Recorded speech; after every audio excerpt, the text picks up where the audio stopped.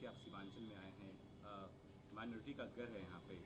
कल जिस तरीके से भीड़ आपकी रैलियों में उमड़ा अररिया में, क्या कुछ लगता है जो माइनॉरिटी के रहनुमा बनते हैं उनका अब किला खिसकने वाला है, लग रहा है आपको? नहीं, देखिए, यहाँ तो हर कोई अपने आप को किसी का रहनुमा बताता है, लेकिन सच्चाई ये है, इन सारे सो कॉल्ड स्वयंभू रहनुमाओं के बावजूद समाज के वो सारे वर्ग, चाहे वो मुसलमान हो, चाहे वो हिंदू हो, वो अगड़ा हो या पिछड़ा हो, बिहार में तो हर व्यक्ति सफ़र कर रहा है, हर व्यक्ति परेशान है। भाई, यहाँ पर सामाजिक न्याय और समाजवाद की दुहाई देने वाले लोग, जिनकी सरकार यहाँ 35 साल से है, जो लोग अपने आप को दलितों का, अति पिछड़ों का, मुसलमानों का रहनुमा बताते हैं, मैं रोज़ एक आंकड़ा बताता हूँ कि बिहार में जातीय जनगणना जो इन लोगों ने कराई, उस जनगणना में ये दिखा कि आज भी 35 वर्ष से इनके शासन के बाद भी 5% से कम दलित, अति पिछड़े और मुस्लिम समाज के बच्चे 12वीं पास कर रहे हैं। आगे की पढ़ाई की छोड़ दीजिए, नौकरी रोजगार की बात छोड़ दीजिए, 12वीं पास करने वालों की संख्या 5% से कम है। और अगर उसके बावजूद कोई किसी को अपना रहनुमा बताता है, कोई अपने आप को किसी समाज का रहनुमा बताता है, तो इससे ज़्यादा जाति क्या हो सकती है? तो कोई किसी का रहनुमा नहीं है। सच्चाई ये है कि बिहार में पिछले कई वर्षों से लोग इन लोगों को देख चुके हैं, परख चुके हैं, लेकिन राजनीतिक विकल्प न होने की वजह से, लालू जी के डर से भाजपा नीतीश और भाजपा के डर से लालू जी को वोट देने की एक परिपाटी बन गई है। पिछले 30-35 साल में ज़्यादातर लोग जो इन दलों को वोट करते हैं, वो पॉजिटिव वोटिंग नहीं है, वो नेगेटिव वोटिंग है। जो मुसलमान है वो लालू जी को, लालटेन को इसलिए नहीं वोट करता है कि लालू जी ने उनके लिए कोई काम किया है या उनको राजनीतिक भागीदारी दी है या उनकी चिंता की है। वो सिर्फ इसलिए वोट देता है क्योंकि वो भाजपा को वोट दे नहीं सकता है।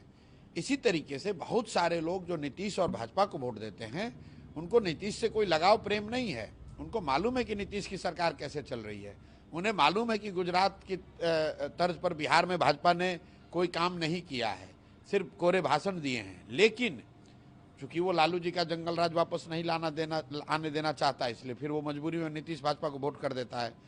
जन सुराज के आने के बाद से पहली बार पिछले कई दशकों में जनता के सामने एक रास्ता उनको दिख रहा है, उनको वो विकल्प दिख रहा है जिस पर चलकर वो समझते हैं कि एक बेहतर व्यवस्था बनाई जा सकती है, अपने बच्चों के लिए शिक्षा रोजगार का जुगाड़ हो सकता है और सबसे बढ़कर पलायन को बिहार में रोका जा सकता है। इसीलिए आपको वो भीड़ दिख रही है। वो भीड़ जन सुराज की और प्रशांत किशोर की ताकत नहीं है, वो भीड़ उन बदलाव की सोच रखने वाले लोगों को दर्शाता है जो बिहार में अब बदलाव चाहता है।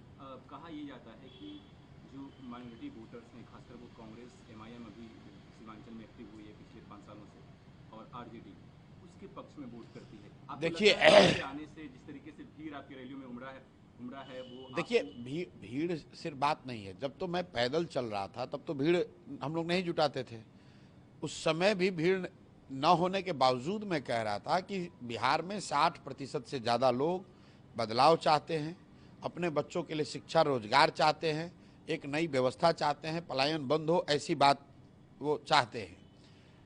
जहाँ तक आपने कहा दलों की बात, तो मैंने पहले एक्सप्लेन कर दिया कि राजद को यहाँ वोट इसलिए पड़ता है क्योंकि लोग भाजपा को मुसलमान वोट नहीं दे सकता है।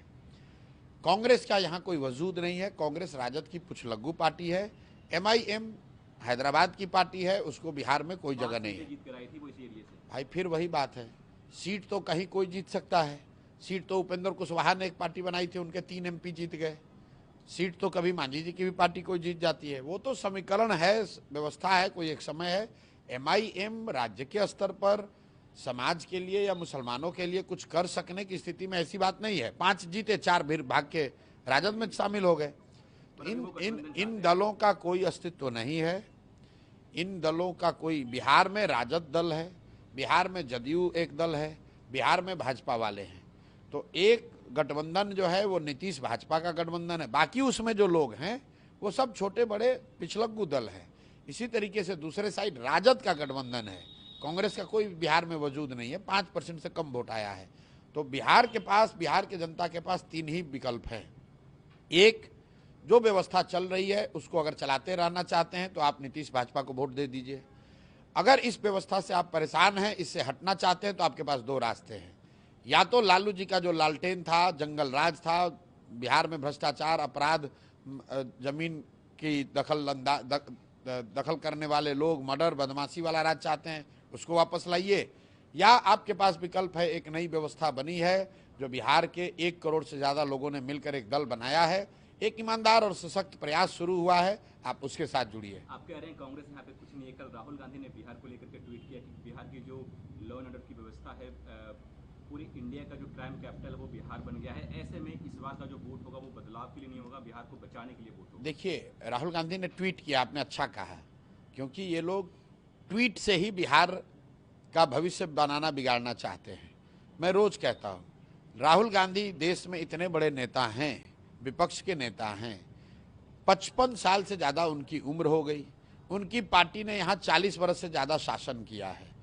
कांग्रेस के राज में भी बिहार देश का सबसे गरीब और पिछड़ा राज्य बना, और 55 साल के अपने उम्र होने के बाद भी, करीब 25-30 साल से राजनीति में सक्रिय होने के बाद भी राहुल गांधी ने आज तक बिहार में चुनाव के बाहर एक रात नहीं बिताया है। भाई साहब इंग्लैंड गए होंगे, जर्मनी गए होंगे, इटली गए होंगे, अमेरिका गए होंगे, आज तक बिहार में एक रात जिस नेता ने नहीं बिताया है वो बिहार के 13 करोड़ लोगों का भविष्य तय करना चाहता है।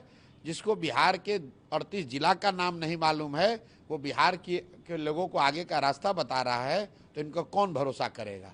कांग्रेस का यहाँ कोई वजूद नहीं है, कांग्रेस को ना कोई सुनता है ना कोई बात करता है। लोग यहाँ पर राजद करती है, कांग्रेस उसका झोला ढोने वाली पार्टी है, झोला ढोते हैं लोग। तेजस्वी यादव ने पीएम मोदी पे अटैक किया है कि पीएम मोदी टेलीप्रॉम्प्टर से बात करते हैं, उनको बिहार के मुद्दे पे बात करनी चाहिए, क्योंकि यहाँ का जो सीएम जो है वो रिमोट कंट्रोल से कहीं ना कहीं पीएम मोदी हस्तक्षेप। देखिए, ऐसा है कि टेलीप्रॉम्प्टर से बात करते हो या कागज पर लिखा हुआ पढ़ते हो, महत्व इसका नहीं है कि प्रधानमंत्री टेलीप्रॉम्प्टर देखकर बोल रहे हैं कि कागज पर लिखा हुआ पढ़ रहे हैं। वो बिहार की बात कर रहे हैं कि नहीं, इसका बात है। वो निश्चित तौर पर मोदी जी बिहार की बात नहीं कर रहे हैं। बिहार में शिक्षा कैसे सुधरेगी ये नहीं बता रहे हैं। बिहार से पलायन कैसे खत्म होगा, आज तक उस पर नहीं कुछ बात कही। बिहार में बाढ़ की समस्या कैसे खत्म हुई, उस पर कोई पहल, कोई प्रयास नहीं किया। अगर टेलीप्रॉम्प्टर से देखकर ही मोदी जी बता दें कि भाई बिहार में कब बाढ़ की समस्या से निजात मिलेगा, अगर मोदी जी बता दें टेलीप्रॉम्प्टर से देखकर ही कि भाई शुगर मिल कब चालू होगा, तो हम लोग को कोई शिकायत नहीं है। रह गई बात तेजस्वी यादव की, तो तेजस्वी यादव ही भी तो रोज कागज पर लिखा हुआ ही पढ़ रहे हैं। अरे भाई, तुम कागज पर लिखा हुआ नहीं पढ़ोगे तो मुरेठा बांधोगे, लोगों को समाज में गाली गलौज की बात करोगे, आप भी कुछ नहीं कह सकते हैं।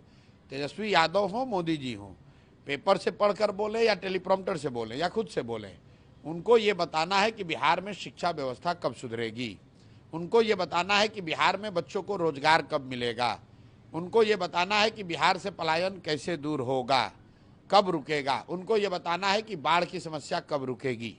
अगले 5 साल के लिए बिहार कैबिनेट ने 1 करोड़ युवाओं को रोजगार देने की बात की है। भाई देखिए, इन निर्णयों पर आप लोग चर्चा भी क्यों करते हैं।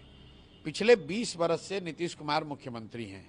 20 वर्ष में कम से कम दसियों हजार बार कैबिनेट बैठी होगी, हजारों निर्णय लिए होंगे।